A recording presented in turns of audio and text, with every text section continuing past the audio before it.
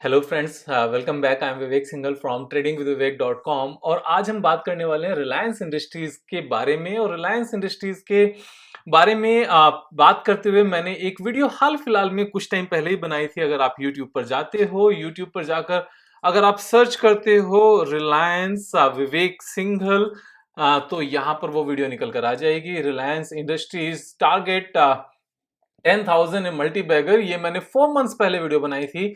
अगर आप इस वीडियो को देखते हो तो यहाँ पर वीडियो को देखने के बाद आपको एक चीज का पूरा आइडिया लग जाएगा कि बिजनेस एनालिसिस कितनी डिटेल में हम लोग कर सकते हैं और किस तरीके से हम इसकी फंडामेंटल्स को एनालाइज कर सकते हैं। तो दिस पर्टिकुलर वीडियो जो मैं आज बना रहा हूं, जिसको आप अभी देख रहे हो, इसमें मैं बिजनेस या फंडामेंटल्स की बात नहीं कर रहा हूं। मैं सिर्फ और सिर्फ टेक्निकल एनालिसिस की बात कर रहा हूं, क्योंकि बिजनेस एंड फंडामेंटल्स अभी 4 मंथ्स पहले ही मैंने लेटेस्ट लास्ट वीडियो में कवर किया था, जिसको आप देखोगे तो आपको पूरा डिटेल में समझ आ जाएगा कि इस स्टॉक में इतना दम क्यों है कि ये 10,000 तक जाने की यहां से कैपेबिलिटी रखता है। लेकिन फिलहाल इमीडिएटली नाउ उसके बाद में जब ये वीडियो बनाई थी, उसके बाद हमारे एक क्वार्टर के रिजल्ट आ चुके हैं, that is the March quarter result. और मार्च क्वार्टर के रिजल्ट्स बहुत अच्छे आए।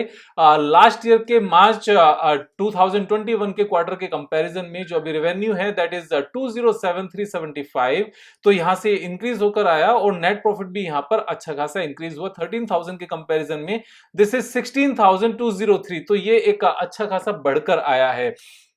और उसके बाद में बहुत ज्यादा चेंजेस नहीं है यहाँ पर। अगर हम शेयर होल्डिंग पैटर्न की बात करने लगे तो थोड़ा सा और यहाँ एक शेयर होल्डिंग पैटर्न में थोड़ा सा प्रोमोटर्स ने और बाइंग की है, और जो पब्लिक है, पब्लिक के पास लिटिल बिट कम हुआ है, that is in the same range. तो बहुत ज्यादा चेंजेस इसमें एज सच है नहीं। यहाँ पर एक जो इंपॉर्टेंट पॉइंट है वो क्या है, यहाँ पर टेक्निकल में सारा इंपॉर्टेंट पॉइंट है, बाकी बहुत ज्यादा नहीं है। तो ये किस लेवल पर टेक्निकली ट्रेड कर रहा है, एक बार इस बात को समझ लेते हैं। This is trading at current price जो है हमारा 2420, और इसने किस लेवल पर सपोर्ट लिया, इसने सपोर्ट लिया इस लेवल पर, और इससे पहले एक और सपोर्ट लिया गया था इस पर्टिकुलर रेंज में। तो यहां पर ये कंटिन्यूअसली जो पहले रेसिस्टेंस थे सेम लेवल पर सपोर्ट ले रहे हैं। मैं एक बार पहले भी इस बात को बता चुका हूं कि जो रेसिस्टेंस पहले होते हैं और बाद में सपोर्ट बन जाएं, वो बहुत स्ट्रॉन्ग सपोर्ट का काम करते हैं, और वो जनरली बहुत जल्दी से ब्रेक नहीं होते, फॉल नहीं होते। तो यहां पर जो ये एक लंबी सी सपोर्ट है करंट लेवल पर, वो ऑलमोस्ट 2 इयर्स लॉन्ग सपोर्ट है, क्योंकि 10th सितंबर 2020 को this was available at the same price. यहां पर इसने रेसिस्टेंस दिखाया, फिर नीचे गया, फिर ऊपर गया, और अभी जो ये रेसिस्टेंस है, जो यहां पर ये रेसिस्टेंस थी, it has become the support 2 times again इस रेंज में, और अभी भी इसी रेंज में यहां पर ये सपोर्ट बना रहा है। अब जो ये सपोर्ट है, इस सपोर्ट में ऐसी क्या खास बात है कि इसके लिए एक सेपरेट वीडियो बनाने के लिए मैंने सोचा। तो इसमें एक लर्निंग है। वो लर्निंग क्या है कि जब कभी एक सेम लेवल पर इस तरीके से सपोर्ट मिल रही हो, और ये सपोर्ट किस तरीके से काम कर रही हो, इस बात को समझना यहां पर इंपॉर्टेंट है। इसको हम निफ्टी के कंपैरिजन में एक बार देखेंगे तो आपको और अच्छे से समझ में आएगा। निफ्टी ने यहां पर एक सपोर्ट बनाई 8 मार्च 2022 को, और उसके बाद में सेम लेवल पर निफ्टी फिर से आई, ऊपर जाने की कोशिश की, और नीचे आकर यहां से इसने सपोर्ट तोड़ के और एक फॉल्स ब्रेकडाउन दिखाकर उसके बाद में फिर से ऊपर गई। लेकिन इसी पीरियड में अगर हम रिलायंस इंडस्ट्रीज की बात करें तो रिलायंस इंडस्ट्रीज ने जो ये वाला लेवल था, इस लेवल को ब्रेक नहीं किया, इससे ऊपर ही यहां पर सपोर्ट बनाई, और उसके बाद में जो अभी भी रिसेंट फॉल आया, इसने इस लेवल को ब्रेक नहीं किया, सेम लेवल पर इसने यहां पर सपोर्ट दिखाई। तो निफ्टी के कंपैरिजन में यहां पर रिलायंस इंडस्ट्रीज एक आउट परफॉर्मेंस दिखाता हुआ साफ साफ नजर आता है। तो ये तो एक सपोर्ट के केस में यहां पर आउट परफॉर्मेंस नजर आती है। यहां हायर हाई बनाने के केस में भी सपोर्ट, यहां पर एक आउट परफॉर्मेंस नजर आती है। वो कैसे? निफ्टी 50 की अगर हम बात करें तो निफ्टी ने लास्ट हाई बनाया था अक्टूबर 2021 को। उसके बाद में फिर उससे पहले वाले लेवल से नीचे ही इसने एक हाई बनाया, और जो दूसरा लोअर हाई बना 3 हाई उससे और नीचे बना और उसके बाद में और नीचे बना, यानी कि ये लोअर हाई लगातार बना रहा है। लेकिन रिलायंस इंडस्ट्रीज ने इस पीरियड में क्या किया, अक्टूबर 2021 में जो हाई बना उसके बाद में इसने इस हाई को यहां पर ब्रेक कर दिया, जबकि निफ्टी ने अभी तक लाइफ टाइम हाई नहीं बनाया था और ये दो बार अपने पुराने अक्टूबर वाले हाई से ऊपर जा चुका है। तो यहां पर ये आउट परफॉर्मेंस है, आउट परफॉर्मेंस बड़ी साफ है। उसका क्या रीजन है, मैं यहां पर आपको एक फंडामेंटल में जाकर रीजन बताता हूं कि किस तरीके से कंपनी आज की डेट में काम कर रही है। अगर हम इसमें प्रोडक्ट सेगमेंट में जाएं तो प्रोडक्ट सेगमेंट में जाकर पता चलता है कि जो रिटेल बिजनेस है लास्ट 5-6 सितंबर मींस क्वार्टर्स में जब से इसकी अलग से रिपोर्टिंग यहां पर डिटेल दिखानी शुरू की है, लगातार यहां पर इंक्रीमेंट है और लगातार इंक्रीमेंट सिर्फ सेल्स में नहीं है, यहां पर ये कंटिन्यूअस इंक्रीमेंट इनकी प्रॉफिटेबिलिटी में भी है। अगर हम यहां पर अमाउंट की बात करने लगे तो 1500 करोड़ के एबिटा से इंक्रीज होते होते ये 3000 करोड़ का बन गया। और अगर हम इसको ईयरली बेस पर देखें तो बहुत अच्छे से नजर आता है। प्रोडक्ट सेगमेंट में हम जाते हैं तो रिटेल का बिजनेस यहां पर लगातार ग्रो किया है और जो डिजिटल सर्विसेज हैं यानी कि जियो, उसने बहुत ज्यादा स्पीड से यहां पर अपनी ग्रोथ दिखाई है रेवेन्यू में, and same growth we can see in profitability also. 3000 crore के एबिटा से लेकर 25,000 करोड़ तक के एबिटा पर पहुंचे हैं एंड रिटेल में भी यहां पर एबिटा लगातार इंक्रीज हो रहा है, जबकि ऑयल टू केमिकल्स ये सेम है। तो यानी कि जो ऑयल वाला बिजनेस है वो सेम लेवल पर रखते हुए बाकी जो बिजनेसेस हैं उनकी तरफ पूरा फोकस है और वो लगातार यहां पर परफॉर्मेंस दिखा भी रहे हैं। ये चीज बिल्कुल साफ साफ नजर आती है। अब इसके बाद में कैपिटल एम्प्लॉयड की बात करने लगे, आरओसी की बात करने लगे, तो डिजिटल सर्विसेज की आरओसी 10 के आसपास है, रिटेल की भी 10-12 है और यहां पर जो केमिकल बिजनेस है उसकी 14 के आसपास है। नाउ एक बात समझने की जरूरत है, जहां Amazon, फ्लिपकार्ट और इस तरह के बाकी ऑनलाइन प्लेटफॉर्म जो इस बिजनेस में है, रिटेल के बिजनेस में लगातार पैसा खो रहे हैं,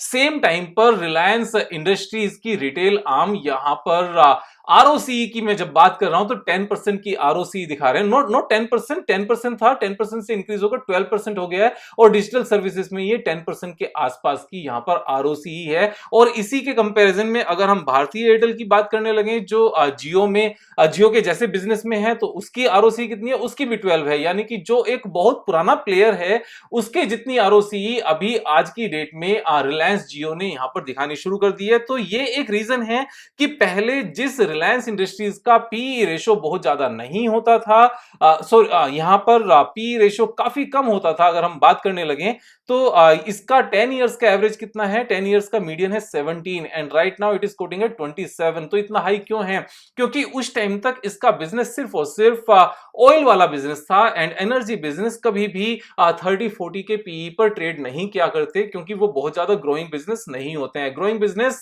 ये बिजनेसेस हैं जो डिजिटल सर्विसेज हैं एज वेल एज जो रिटेल बिजनेस है, ये ग्रोइंग बिजनेस है। इसी चीज को ध्यान में रखते हुए अगर लास्ट 3 इयर्स का हम पीई रेशो देखें तो लास्ट 3 इयर्स का जो मीडियन पीई है दैट इज 29.5, और जब से ये फिगर्स यहां पर आनी शुरू हुई हैं, खासतौर से जुलाई 2020 से, क्योंकि जुलाई 2020 क्यों इंपॉर्टेंट है, क्योंकि इसी पर्टिकुलर टाइम पर बहुत सारी बाहर की कंपनीज ने इंक्लूडिंग फेसबुक रिलायंस इंडस्ट्रीज में बाइंग की थी, मींस पैसा इन्वेस्ट किया था। और जब इस तरह की कंपनीज मल्टीनेशनल लेवल से आकर इन्वेस्टमेंट करती हैं तो उसकी री रेटिंग हो जाती है। और अगर सेम पीरियड को हम देखें, लास्ट 2 इयर्स को अगर हम देखें तो इसका पीई रेशो 37 से लेकर नीचे की तरफ को ऑलमोस्ट 27-28 के आसपास रहता है and right now also it is quoting at 27। तो लास्ट 2 इयर्स में अगर हम कंपेयर करें तो ये ऊपर की रेंज में नहीं है, ये रेंज के लोअर लेवल पर है, तो ये एक कुशन देता है। उसके बाद में यहां पर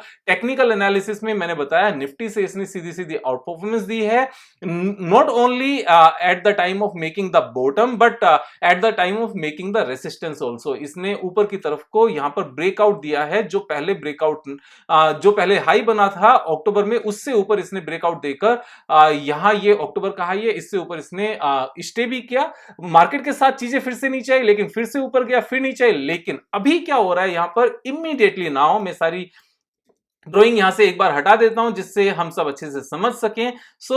ये एक सपोर्ट है, हमने देख लिया, दिस इज ए सपोर्ट। और इस सपोर्ट पर यहां एक ही रेंज में लगातार ट्रेड कर रहा है, और रेंज में लगातार ट्रेड करते हुए सबसे इंपॉर्टेंट पॉइंट क्या हो रहा है कि जो वॉल्यूम है वो वॉल्यूम लगातार कम हो रही है। और वॉल्यूम लगातार, हम इस बड़ी कैंडल को तो देख ही सकते हैं, अगर हम इस बड़ी कैंडल से ड्रॉ करते हैं तो डिफरेंट थोड़ा सा नजर आता है, लेकिन अगर हम उसके बाद सिर्फ इसी रेंज की बात करते हैं जिस रेंज में इसने ट्रेड किया है, तो लगातार वॉल्यूम कम हो रहा है। अब लगातार वॉल्यूम कम होने का यहां पर इंपैक्ट क्या है, इसका मतलब क्या है? इसका मतलब है कि इस लेवल पर रोककर स्टॉक में जितनी भी ट्रांजैक्शंस हो रही हैं उनका वॉल्यूम कम होता जा रहा है, यानी कि जितने वीक हैंड्स हैं वो धीरे धीरे निकलते जा रहे हैं, और वीक हैंड्स के पास ज्यादा माल नहीं बचा, वो यहां पर वॉल्यूम को ड्राई करता चला जाता है। तो जब भी कभी इस तरीके से सपोर्ट पर आकर एक ही रेंज में स्टॉक का चलता रहे और उसके ऊपर जाने के फंडामेंटली और बिजनेस वाइज बहुत सारे रीजंस हों,